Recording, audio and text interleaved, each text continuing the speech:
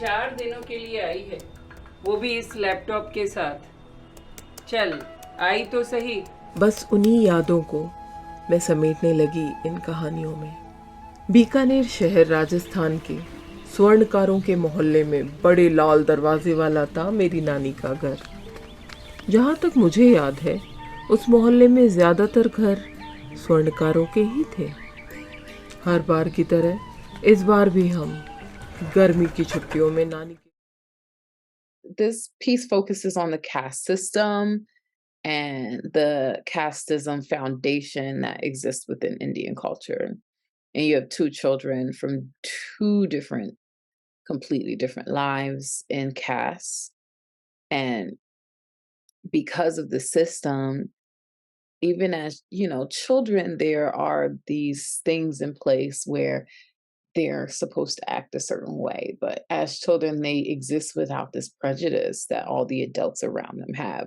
They just want to enjoy each other and have a good time together and be in each other's space, and it's upsetting to everyone around them because of this system that they're in. It's to me, this whole thing was a message about the system being outdated, and a call for change. It makes me wonder if every cast is prevalent, or when I'm watching certain shows, are they only featuring a certain cast of Indian, and is there a whole nother um, aspect of that culture that I'm not seeing because it's not being presented or televised, because I was never aware that there was a system in place at all. It was just very eye-opening, this whole entire piece. Class and race and wealth through the eyes of a child, and what it's taught through this Indian caste system, and viewing that through the eyes of a child.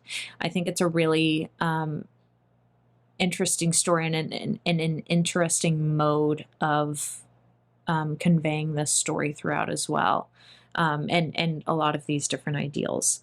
I think showing it through a child's perspective is so pure.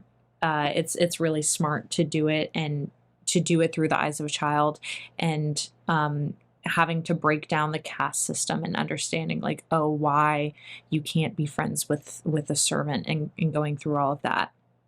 I think it was really clever storytelling, and showing all of this, and it was very well done. I think it was acted out really well. I think thematically it was really strong. Kids don't understand class, race, gender, all of these things. Those are things that are taught. Those are things that are we're conditioned to see and put importance on. But a child just sees a friend. A child just sees somebody who they get along with, or somebody that they don't. And we see her having this really sweet, pure friendship with this servant girl who works with them, who is of a different caste. And, her mother chastises her and says, you can't be interacting with this girl. You can't be seen interacting with her. Like, she's not even allowed to touch us. And the girl just, it just doesn't, when you see it through a child's eyes, you're like, this doesn't make sense. This isn't necessary. This doesn't need to happen. We don't need to put humans into hierarchical categories of value of human. I really liked the scene of the mother and daughter sifting for gold in the drainage water. I thought that was really, really interesting. And the explanation behind it of there's a lot of goldsmiths on this street, and so sometimes their drainage water will have like small flecks of gold, and this is, we collect it and do things with it. It's so creative and innovative, and it's really nice to get to see and like have a small taste of another culture, which most of us in the on this side of the world don't really get to have like a firsthand experience with. It's a tale about friendship and coming from two different places, yet still being able to create this bond and be able to share these memories, and getting to kind of learn from it, one another, despite coming from two different places, even within the same community, they have moments of questioning of why do you do it like this and why are you kind of like this, and they aren't hateful about it. It's very genuine and comes from a place of curiosity, and it's interesting to see how um, the family of the young girl kind of keeps them apart, but she still finds a way to be curious and still build this friendship with the other little girl. Highlighting both the power and strength of friendship over time and also the impact of religion and spirituality in a greater system of society and also within the context of friendship. And it brought tears to my eyes by the end. I thought it was really beautifully told as a story. The first thing that stood out to me about this was the voiceover, because I loved her emotion and her inflection. I just thought that that was great. I thought that the cinematography on this, they did a really nice job. Their camera angles were really good. The acting was fantastic.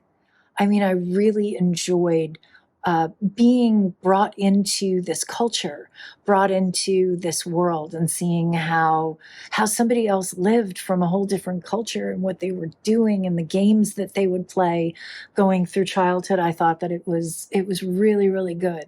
With this voiceover that keeps coming and keeps telling us what's happening, it also gives you a deep insight of the society, this kind of society that still, after many years from independence, split people between different categories. And if you're from a higher position, you cannot have a relationship with someone below you.